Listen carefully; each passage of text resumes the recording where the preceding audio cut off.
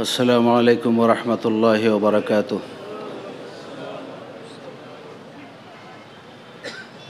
الحمد للہ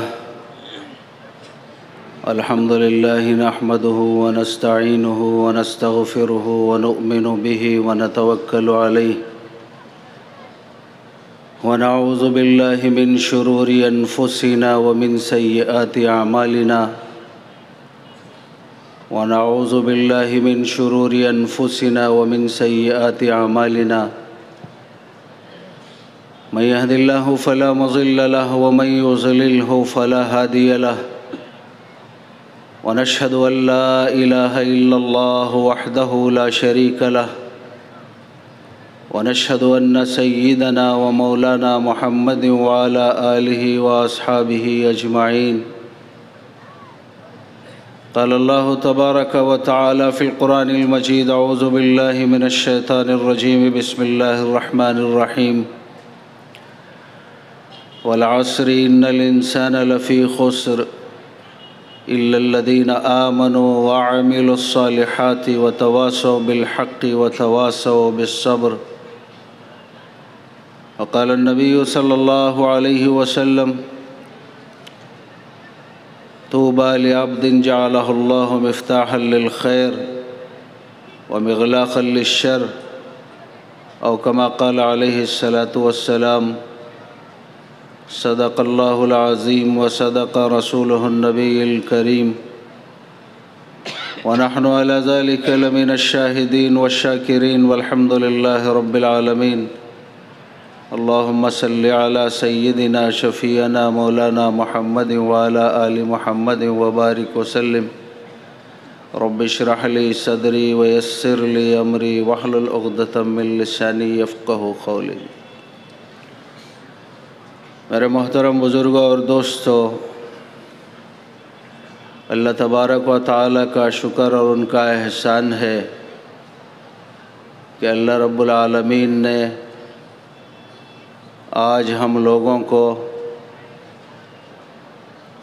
اپنے نام کو سننے کے لیے اپنے نبی جناب محمد الرسول اللہ صلی اللہ علیہ وسلم کی زندگی اور ان کی سیرت کو سمجھنے کے لیے اور جس محنت کو لے کر وہ دنیا میں آئے تھے اس کو اپنی زندگی کا حصہ بنانے کے لیے اللہ نے قبول کیا ہے۔ یہ اللہ کا بڑا احسان ہے۔ اللہ چاہتے تو ہم سب کو کسی گناہ پر بھی لگا سکتے تھے، اپنی نافرمانی پر بھی ہم سب کو لگا سکتے تھے کہ نہیں لگا سکتے تھے؟ اور خدا کا کرم یہ ہے، ان کا احسان یہ ہے کہ ہم جیسے کمزوروں کو اور ہم جیسے گناہگاروں کو اپنے نام کو سننے کے لیے جمع کیا ہے۔ اللہ تعالیٰ کے انگنت انعامات اس دنیا کے اندر ہیں کہ اللہ تعالیٰ نے اس دنیا کو دار الفنا بنایا ہے، دار البقا نہیں بنایا۔ اور یہ دار الجزا بھی نہیں ہے کہ یہاں بدلہ دیا جائے گا، یہاں کی ہر چیز کو فنا ہے۔ اس فانی دنیا کے اندر خدا کے انعامات بہت زیادہ ہیں، انگنت ہیں۔ اللہ خود کہتے ہیں کہ وَإِن تَعُدُّوا نِعْمَةَ اللَّهِ لَا تُحْصُوهَا، کہ اگر تم اللہ کے انعامات کو شمار کرنا چاہو، گننا چاہو، تو یہ تمہارے بس کی بات نہیں ہے کہ تم اس کا احاطہ کرو۔ ہم لوگ سوچتے ہیں کہ خدا کا انعام کیا ہے؟ یہ آسمانوں کا ہمارے لیے فرش کا بننا یہ اللہ کا انعام ہے۔ زمین کا فرش بننا، آسمانوں کا عرش بننا، ہواؤں کا چلنا، سردی میں گرم ہواؤں کا، گرمی میں سرد ہواؤں کا چلانا، کہیں ٹھنڈے پانی کا انتظام، کہیں کھارے پانی کا انتظام، کہیں میٹھے پانی کا انتظام، کہیں کڑوے پانی کا انتظام کرنا، یہ خدا کے وہ انعامات ہیں جو ہر مخلوق کے لیے اللہ کے انعامات عام ہیں۔ اور ہم یہ سمجھتے ہیں کہ خدا کے انعامات کا حصول کرنے کے بعد اگر ہماری زندگی کے اندر تھوڑا بہت خیر کا کام ہو جائے، نیکی کا کام ہو جائے، تو ہمارے ذہن کے اندر یہ بات آتی ہے کہ ہم نے اللہ کے انعامات کا بدلہ چکا دیا ہے۔ حضرت حسن بصری رحمۃ اللہ علیہ تابعین میں سے ہے۔ ان سے آگے کسی نے پوچھا کہ حضرت 40 سال سے میرا معمول ہے کہ میں عشاء کے وضو سے فجر کی نماز پڑھتا ہوں اور صبح سے لے کر ہر روز روزہ رکھتا ہوں، یعنی قائم اللیل بھی ہوں، صائم الدہر بھی ہوں۔ آپ بتائیے کہ میں نے اللہ کا حق ادا کر دیا کہ نہیں کیا؟ کتابوں میں لکھا ہے کہ حضرت حسن بصری رحمۃ اللہ علیہ کی چیخ نکل گئی اور بے ہوش ہو گئے۔ بڑی دیر بعد میں ہوش آیا تو پوچھا کہ حضرت اس میں بے ہوش ہونے والی بات کیا ہے؟ کہا کہ ارے نادان، تو نے سوال ہی ایسے کیا ہے کہ تو اللہ کے انعامات کا حق ادا کیسے کر سکتا ہے؟ ایک سانس جو تیرے اندر جا رہی ہے، اس ایک سانس پہ 70 سجدہ شکر انسان پہ واجب ہو جاتے ہیں۔ ایک جو باہر آ رہی ہے اس کے اوپر 70 سجدے واجب ہو جاتے ہیں۔ اگر انسان شکر ادا کرنا چاہے تو سجدہ شکر اس پہ لازم ہو جاتے ہیں۔ تو اگر ایک سانس پہ 140 سجدے بھی اگر کر لے انسان تو خدا کی اس ایک نعمت کا حق ادا نہیں کر سکتا، تو پھر یہ ساری نعمتیں جو اللہ نے دی ہیں ان نعمتوں کا حق کیسے ادا کر پائے گا؟ یہ آسمانوں کا بغیر ستونوں کے کھڑا کر دینا، یہ زمین کا بچھا دینا، زمین کے نیچے خزانوں کا چھپا دینا، یہ اللہ کے وہ انعامات ہیں جو ایمان والے کے لیے، غیر ایمان والے کے اور ساری مخلوقات کے لیے یکساں ہیں، مگر ایمان والے کے لیے اور اس امت کے لیے خاص نعمت جو اللہ کی طرف سے بتائی گئی اور دی گئی وہ یہ ہے کہ آقا مدنی محمد الرسول اللہ صلی اللہ علیہ وسلم نے ارشاد فرمایا کہ من یرید اللہ بہ خیرا یفقہہ فی الدین، کہ اللہ جس بندے کے ساتھ میں خیر کا اور بھلائی کا معاملہ کرنا چاہتے ہیں اس کو دین کی سمجھ دے دیتے ہیں۔ آج ساری دنیا کے اندر خیر کو ہم نے صرف یہ سمجھا کہ مال کا جمع ہونا خیر کی علامت ہے، عہدے کا مل جانا یہ خیر ہے، کوٹھے بنگلے کا مل جانا یہ اللہ کا انعام ہے۔ اللہ کے نبی نے کہا کہ کوٹھے بنگلے بھی ختم ہونے والے ہیں، مال بھی ختم ہونے والا ہے، ملک بھی ختم ہونے والا ہے۔ دنیا کے اندر بڑے بڑے بادشاہ آئے کہ جن کی سلطنت اور جن کی حکومت ساری زمین کے اوپر تھی، مگر اللہ کا فیصلہ آیا۔ وہ فیصلہ کیا ہے؟ وہ انسان کی زندگی کے اندر اور ہر مخلوق کے لیے اللہ کا یکساں فیصلہ ہے۔ وہ فیصلہ ہے موت کا فیصلہ۔ اللہ کا فیصلہ یہی ہے کہ کل نفس ذائقۃ الموت، کہ ہر جاندار کو موت کا مزہ چکھنا ہے۔ جب موت کے جھٹکے لگے اللہ نے بڑے بڑے بادشاہوں کی گردنوں کو توڑ دیا، اور موت کے جھٹکے لگے اللہ نے ان کی حکومتوں کو ختم کر دیا۔ 4 بڑے بادشاہوں کو اللہ نے دنیا میں بھیجا تھا۔ ایک بخت نصر تھا جس کی حکومت ساری زمین پہ تھی، ایک نمرود تھا کہ جو حضرت ابراہیم علیہ السلام کے زمانے میں اس کی حکومت تھی اور ساری زمین کے تختے پہ اسی کا راج تھا۔ اور پھر ایک حضرت ذوالقرنین تھے، سکندر ذوالقرنین، اللہ نے ان کو بھی حکومت دی تھی ساری زمین کی بادشاہت۔ اور ایک تھے حضرت سلیمان بن داؤد علیہ السلام۔ 4 بڑے بادشاہ جن کو اللہ نے حکومت دی تھی، اللہ تعالیٰ نے ان کو بھی موت کے گھاٹ اتار دیے۔ کسی کو ذلت کی موت دی اور کسی کو عزت کی موت دی۔ ذلت کی موت آئی کفر کی بنیادوں پہ، ذلت کی موت آئی انکار کی بنیاد پہ، ذلت کی موت آئی خدا کی نافرمانی کی بنیاد پہ، اور عزت والی موت آئی اللہ کے حکموں کو پورا کرنے کی بنیاد پہ۔ اور عزت کی زندگی جو ملی خدا کے حکموں کو پورا کرنے کی بنیاد پہ۔ ذلت کی موت کیسے دیتا ہے اللہ تعالیٰ؟ ذلت کی موت ایسے دیتا ہے کہ انسان کو مال بھی دیتا ہے، ملک بھی دیتا ہے، تخت بھی دیتا ہے، حکومت بھی دیتا ہے، اور ساری چیزیں دینے کے باوجود انسان کو اسی تخت پہ بٹھا کے اللہ ذلیل کر دیتا ہے۔ جیسے نمرود کو کیا کہ ساری دنیا کا بادشاہ ہے، ساری زمین پہ اس کی حکومت ہے، اللہ تعالیٰ نے کیسے ذلیل کیا کہ ایک لنگڑے مچھر کی بنیاد پہ اللہ نے اس کے سر پہ جوتیوں کی بارش برسا دی۔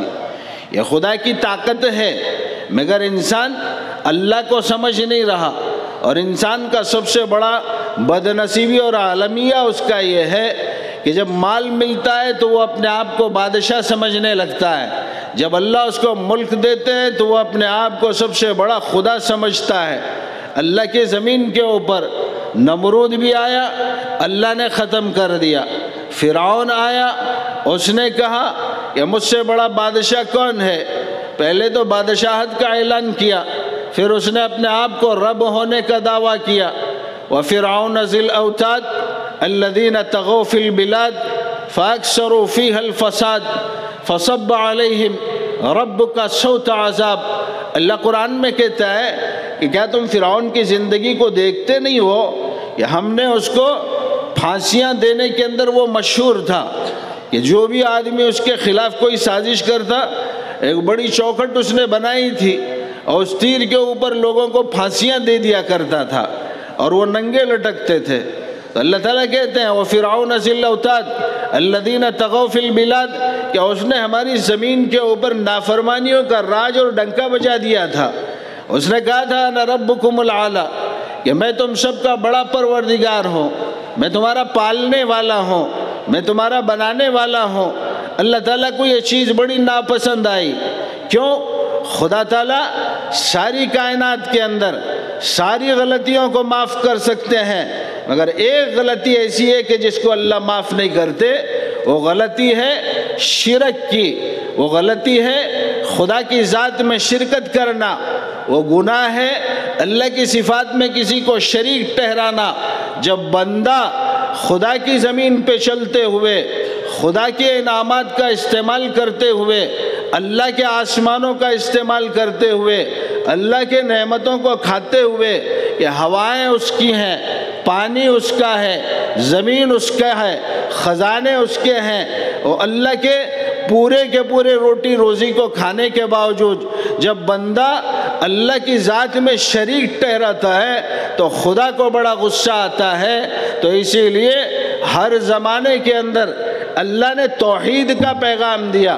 آدم علیہ السلام کو بھیجا زمین پہ، اور زمین پہ بھیجنے کے بعد میں ان کو بھی توحید کا پیغام دے کے بھیجا، لا الہ الا اللہ۔ بولو بھائی، لا الہ الا اللہ۔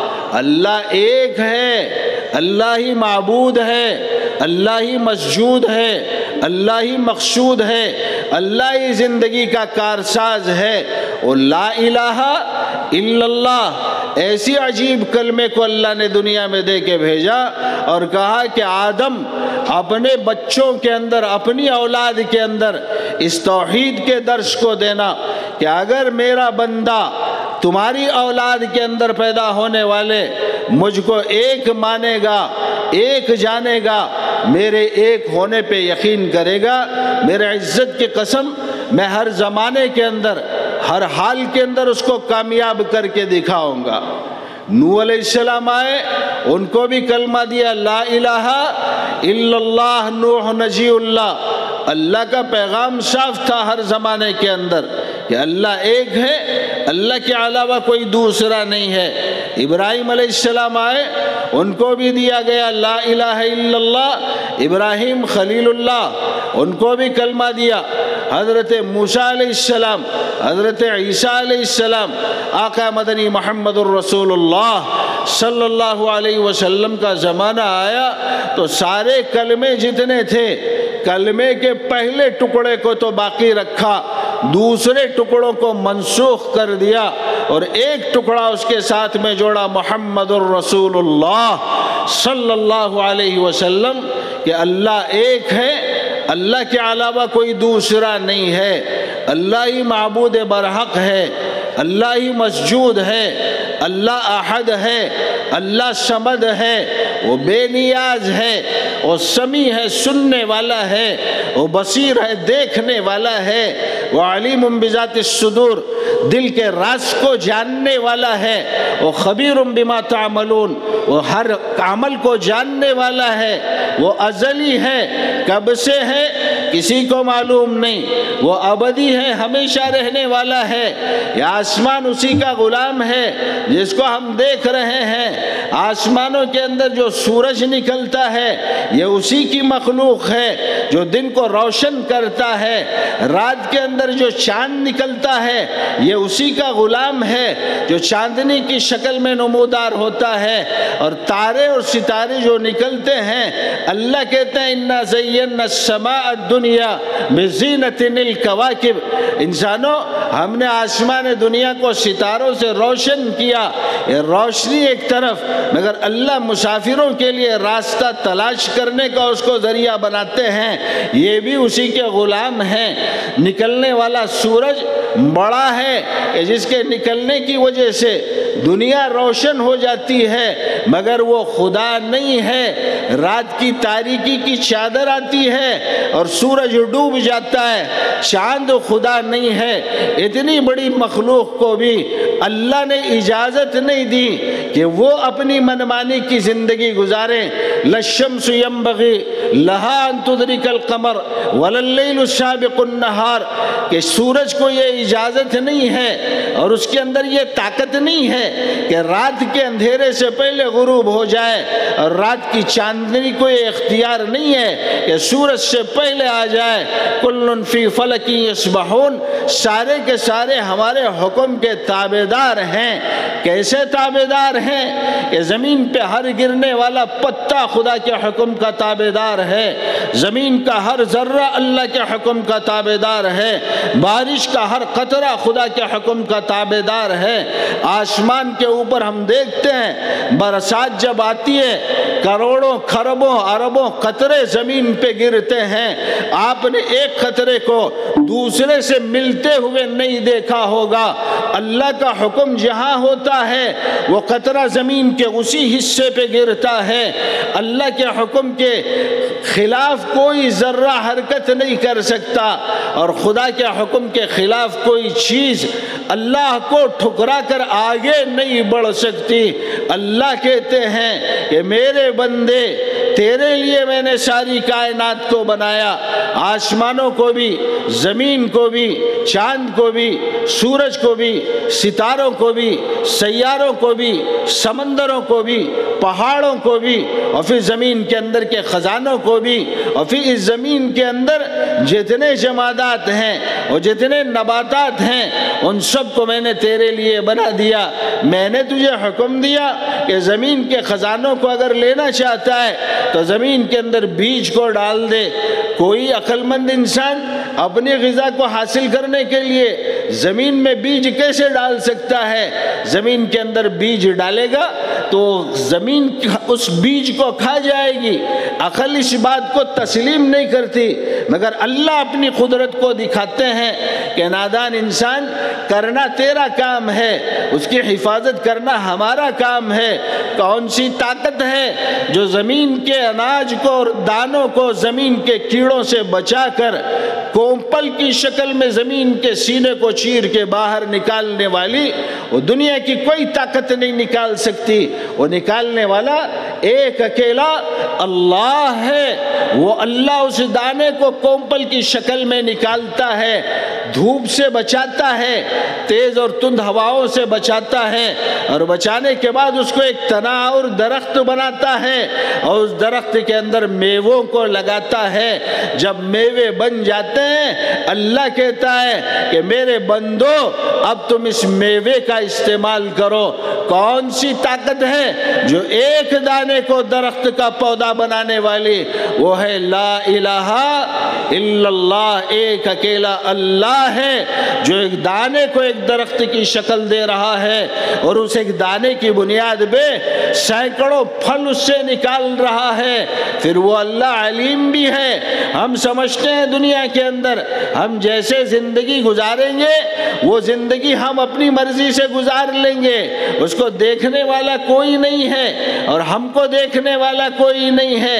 اللہ کہتے ہیں نادان انسان ہم کتنے علیم ہیں، کتنے جاننے والے ہیں، کتنے خبیر ہیں، کتنی خبر رکھنے والے ہیں، تجھے اس کا اندازہ نہیں ہے۔ ہم جانتے ہیں ایک دانہ جو زمین میں تو نے بویا تھا اس کو ہم نے درخت بنایا، ہم جانتے ہیں کہ وہ درخت کتنے دنوں میں اگے گا، ہم جانتے ہیں اس درخت پہ کتنی ڈال ہوں گی، ہم جانتے ہیں کہ اس ڈال کے اندر کتنے پتے لگیں گے، ہم جانتے ہیں کہ ان ڈالوں پہ کتنی میوے لگیں گے اور پھل لگیں گے، ہم یہ بھی جانتے ہیں کہ ان پھلوں کو کون کھائے گا، ہم یہ بھی جانتے ہیں کہ کتنا کھائے گا، ہم یہ بھی جانتے ہیں کہ کھانے کے بعد انسان اس کا فضلہ کہاں کرے گا، جب فضلہ کرے گا تو اس فضلے کو زمین کا کون سا کیڑا کھائے گا، اس کو بھی ہم جانتے ہیں۔ وہ اللہ اتنے علیم ہے، وہ اللہ ان سب کو جاننے کے باوجود بندے سے پوچھتے ہیں کیا تجھے علم نہیں ہے، کیا تو جانتا نہیں میری طاقت کو؟ جب ہم یہ سب کچھ جانتے ہیں تو کیا تیرے اعمال کو ہم نہیں جانتے؟ تیرے رات کے اندھیرے میں شراب خانے کی طرف چلنے کو ہم نہیں دیکھتے؟ تیرے زنا کے اڈے پہ جانے کو ہم نہیں دیکھتے؟ یہ اللہ سب کچھ دیکھتے ہیں مگر بندے کو انہوں نے ڈھیل دے رکھی ہے۔ اس کی طاقت کتنی ہے؟ وہ طاقت والا اللہ، قدرت والا اللہ، ساری کائنات کو بنانے والا اللہ، بیماری کے نقشے میں صحت کو دینے والا، صحت کے نقشے میں بیماری کو دینے والا، تولج اللیل فی النہار کہ دن سے رات کو نکالنے والا، وتولج النہار فی اللیل رات کے اندھیرے سے دن کو نکالنے والا، تخرج الحی من المیت مردے سے زندہ کو، وتخرج المیت من الحی زندے سے مردہ کو نکالنے والا ایک اکیلا اللہ ہے۔ وہ طاقت والا اللہ انسان سے کہتا ہے کہ نادان انسان، زمین پہ میں نے تجھے بھیجا ہے، تو اپنی مرضی سے گیا نہیں ہے، میرے ہواؤں کا استعمال کر رہا ہے، میرے پانی کا استعمال کر رہا ہے اور میری زمین پہ اپنی منمانی زندگی کو گزارتے ہوئے فساد برپا کر رہا ہے۔ کبھی تو اپنے اصل کی طرف نظر تو کر کے دیکھ کہ تجھے میری طاقت سمجھ میں آئے گی کہ تیری بنیاد کیسے ہوئی۔ تو ایک گندے پانی کا خطرہ تھا، میں نے تیرے باپ کے صلب کے اندر سے نکال کے ریڑھ کی ہڈی سے تیرے ماں کے رحم میں داخل کیا۔ اتنا گندا پانی باہر نکل جائے تو غسل واجب، اندر رہے تو انسان کو بے چین کر دے۔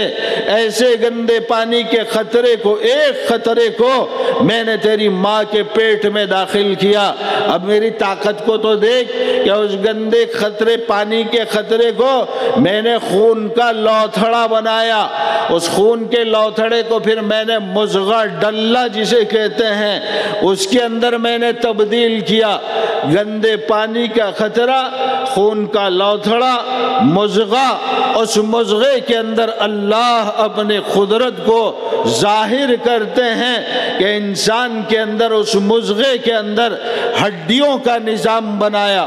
کیسے ہڈیاں؟ کہ 360 جوڑ بنائے، ہاتھ کی ہڈی بنائی، پیر کی ہڈی بنائی، سر کی ہڈی بنائی، پسلی کی ہڈی بنائی، ایک ہاتھ کو بنایا، اس کے اندر 3 جوڑ لگائے، مہنڈے کا، کوہنی کا، پہنچے کا، پھر پنجہ بنایا، پنجے میں 5 انگلیاں، ہر انگلی میں 3 جوڑ۔ خدا اگر ہاتھ کے اندر کوہنی والی ہڈی کو اور جوڑ کو ختم کر دیتے، انسان کا ہاتھ مڑتا نہیں، تو نتیجے کے اندر بندہ غذا کیسے کھاتا؟ کھانے کے لیے ہر انسان کو دوسرے کی ضرورت پڑتی کہ سامنے بیٹھ کر یہ اس کو کھلاتا، وہ اس کو کھلاتا۔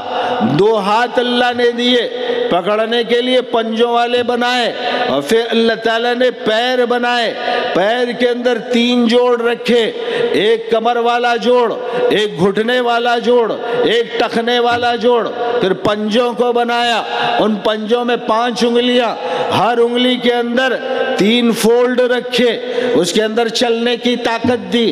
پھر اس کے بعد میں اللہ تعالیٰ نے معدے کا نظام بنایا، معدے کے اندر غذا کو کھانے کی صلاحیت دی، اس کے اوپر اللہ نے سانس لینے کے لیے کلیجہ بنایا، اس کے بعد میں اللہ تعالیٰ نے اس کلیجے کے بازو کے اندر دھڑکتا ہوا دل بنایا، اس سے آگے اللہ تعالیٰ نے اس کی حفاظت کے لیے پسلیوں کو بنایا، یہ نظام چلایا، ہڈیاں اس کی حفاظت کرنے لگی۔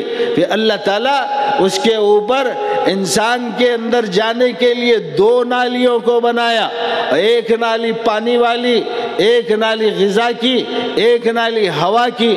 اس سے اوپر اللہ تعالیٰ نے انسان کا چہرہ بنایا، اس چہرے کے اندر پہلے اللہ تعالیٰ نے ہونٹ بنائے، اس کے اندر اللہ تعالیٰ نے مسوڑے بنائے، پھر اس کے بعد میں اللہ نے ان مسوڑوں کے درمیان میں زبان نام کی ایک چیز کو بنایا، اس کے اوپر اللہ تعالیٰ نے ناک کو بنایا جو ہمارے چہرے کے اوپر ہے، اس ناک کے اندر 2 راستے بنائے، پھر اس کے بغل کے اندر 2 کان بنائے، اس ناک کے اندر سونگھنے کی طاقت کو رکھا، زبان کے اندر چکھنے اور بولنے کی طاقت کو رکھا، کانوں کے اندر سننے کی سماعت کی طاقت کو رکھا، اس سے آگے 2 آنکھوں کو اللہ نے بنایا، اس کی روشنی کو اتنا تیز کر دیا کہ اس سے بڑی تیز رفتار کوئی چیز دنیا کے اندر نہیں بنائی۔